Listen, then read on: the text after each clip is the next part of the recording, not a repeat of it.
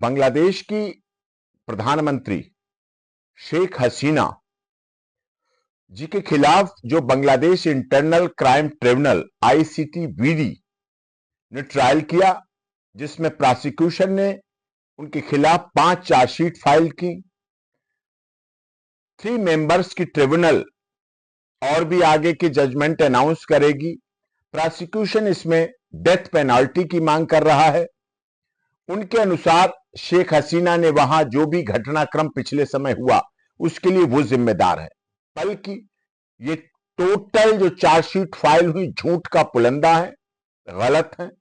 शेख हसीना और उनके परिवार ने बांग्लादेश के डेवलपमेंट के लिए, विकास के लिए, रोजगार के लिए, शिक्षा के लिए, स्वास्थ्य के लिए और विदेशी संबंधों के लिए बहुत बड़े बड़े काम किए।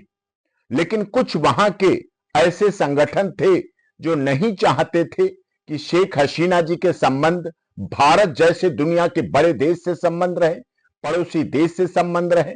इसलिए इन्होंने ऐसी संरचना की और बांग्लादेश को बहुत ही विशालता के साथ हर तरह की सहायता करने वाले, वहां बंटवारे से भी पहले के रहने वाले हिंदुओं के साथ उन लोगों ने साजिश और षड्यंत्र के तहत हत्या का तांडव किया।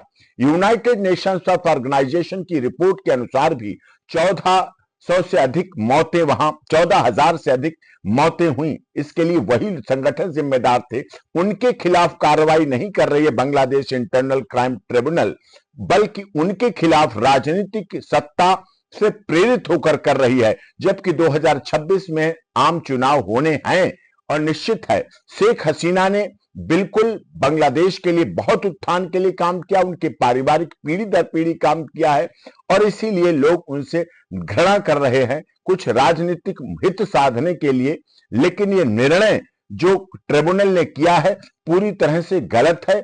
इस पर अंतरराष्ट्रीय इंटरनेशनल कोर्ट ऑफ जस्टिस और भारत को भी, भारत सरकार को भी अपनी पहल को रखकर उनको प्रोटेक्शन भी देना चाहिए, न्यायिक लड़ाई में भाग भी लेना चाहिए और उन संगठनों को पर्दाफाश होना चाहिए जिन्होंने बांग्लादेश में रह रहे हिंदू परिवार, जिन्होंने बांग्लादेश के विकास के लिए काम किया। इस्कॉन जैसे टेंपल को ध्वस्त करने, बर्बाद करने, वहां के लोगों के साथ गलत करने वालों के साथ जो किया, उनके खिलाफ एक्शन हो और शेख हसीना जी को न्याय मिले। In the interest of justice, access to justice for all की पराकाष्ठा आज शेख हसीना को भी जरूरत है।